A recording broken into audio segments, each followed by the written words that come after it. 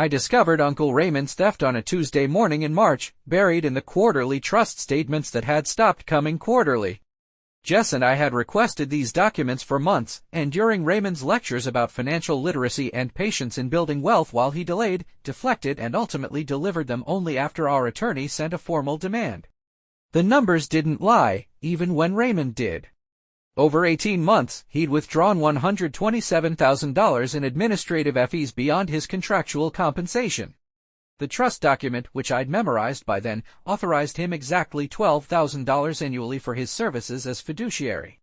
Meanwhile, our requests for legitimate distributions, Jess's down payment on a starter home, my business loan application had been denied with patronizing explanations about preserving principal and long-term thinking. Jess found me at the kitchen table, surrounded by bank statements and highlighter marks. She poured coffee without asking if I wanted any, a gesture that had become our shorthand for moral support during the endless battles with Raymond. "How bad?" she asked. "Bad enough that he's bought himself a boat while telling us we can't afford grocery money." "Show me." We spent the morning dissecting Raymond's creative accounting. He'd structured the thefts cleverly, never large enough to trigger automatic oversight, always accompanied by vague justifications in the trust's records. Portfolio management consulting, asset evaluation services, emergency trust administration. The language was deliberately opaque, designed to confuse rather than clarify. The cruelest detail was the timing. He'd withdrawn $15,000 for the asset evaluation services on the same day he denied Jess's request for help with her student loan repayments, loans which, per the tenets of the trust, she should never have had to take. She'd been living on ramen and pride for months while he'd apparently been dining on her inheritance. "We need proof," Jess said. We both knew the statements were only the beginning. Raymond was too careful to leave obvious evidence of personal use. We needed to connect the withdrawals to his spending, document the pattern, and build a case that would hold up in court. "Court takes years," I said. "Dad might not have years." Our father's condition had deteriorated steadily since the diagnosis. The rare neurological disorder had robbed him of mobility first, then speech, and now it was attacking the basic cognitive functions that made him who he was. He resided now in a specialized care facility that cost $12,000 monthly, paid for by the trust, though Raymond never missed an opportunity to remind us of this expense whenever we requested distributions. "I visit him every week," Jess said. "He still recognizes me mostly. But last Tuesday, he thought I was Mom. Our mother had died when we were teenagers. The loss that had prompted Dad to establish the trust in the first place. He'd wanted to ensure our security, to prevent us from facing financial hardship if something happened to him. The irony was sharp enough to draw blood. Raymond stealing Dad's legacy while Dad can't even speak to stop him. I said. Then we speak for him. We needed Raymond's personal financial records to establish the connection between trust withdrawals and his spending. We needed evidence of his deception. Most importantly, we needed leverage. The plan took shape over several weeks. Jess discovered the boat first. A 38-foot cabin cruiser registered under Raymond's name, purchased 8 months earlier for $89,000. The timing aligned perfectly with a series of trust withdrawals totaling $91,000, justified in the records as complex asset management during beneficiary transition period. I found the rest through patient observation. Raymond had grown comfortable in his theft, confident that our youth and financial inexperience made us easy marks. He'd underestimated our motivation and overestimated his own cleverness. The beach house in Hilton Head with a boat dock, purchased as an investment property. The luxury car lease, upgraded from his previous sedan. The membership at the country club, the expensive dinners, the designer clothes that appeared at family gatherings while he preached to us about fiscal responsibility. Each discovery felt like a small victory and a fresh wound. This was money meant for our education, our homes, our futures. Money that Dad had worked for years to accumulate from his veterinary practice, saved with the specific intention of providing for his children's welfare. "He's not just stealing from us," Jess observed during one of our strategy sessions. "He's stealing from Dad's memory. From everything Dad wanted to accomplish." The legal approach would have been straightforward but slow. File a complaint, request an accounting, present evidence of breach of fiduciary duty, and wait for the courts to process our case. Meanwhile, Raymond would continue his theft, our father's condition would worsen, and our own financial struggles would persist. We chose a different path. My sister arranged the meeting under the pretense of discussing our financial goals. Raymond arrived at the restaurant pleased with himself, ordering an expensive bottle of wine while explaining why our request for distributions remained premature.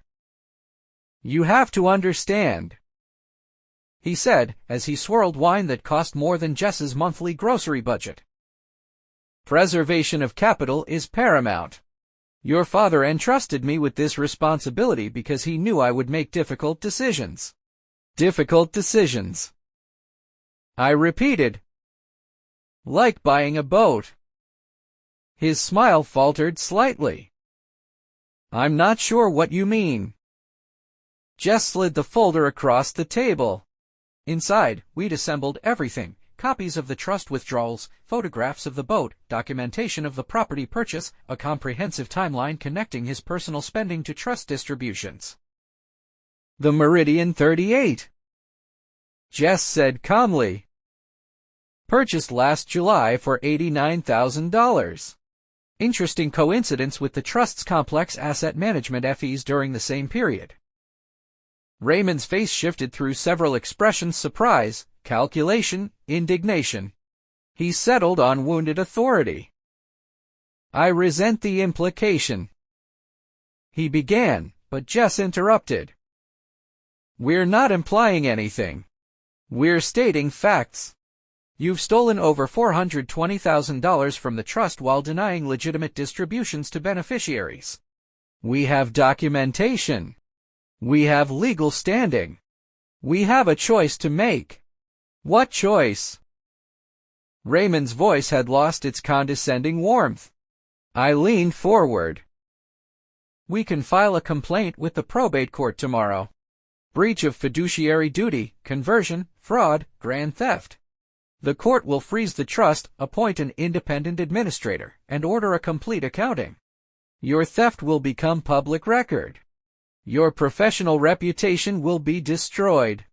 You'll face criminal charges. Or," Jess continued, "you can resign as trustee immediately, repay every dollar you've stolen, and transfer administration to the successor trustee named in the document." Raymond stared at the folder, his mind clearly working through possibilities. We'd anticipated his arguments, his denials, his attempts to justify his actions. What we hadn't expected was how quickly he would capitulate. "The boat and the vacation house," he said finally. "I'll need time to sell them. You have 30 days on the boat. We'll give you 90 days on the house."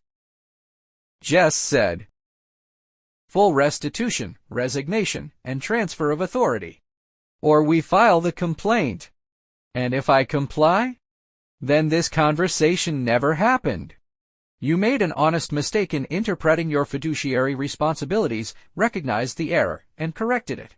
No permanent damage to your reputation, no criminal charges." He nodded slowly, understanding that we were offering him a way out that he didn't deserve but would certainly accept. The next month moved with surprising efficiency. Raymond's resignation arrived by certified mail, accompanied by a cashier's check for $127,000 for the overpaid administrative fees. A sale was pending on the boat and one on the Hilton Head house. The trust's successor trustee, a professional firm with no family connections, assumed control and immediately approved our pending distribution requests. Jess closed on her house 6 weeks later. I launched my business with a loan that was approved based on the trust's backing. Most importantly, we ensured that Dad's care remained uninterrupted and that funds would be available for whatever his condition might require. Raymond avoided family gatherings after that, though we heard he'd found new employment at a smaller firm in another state. Do you think we should have pressed charges anyway? Jess asked during one of our visits to Dad's facility. I watched our father sleeping in his chair, his face peaceful in a way that reminded me of childhood afternoons when he'd doze on the couch after work.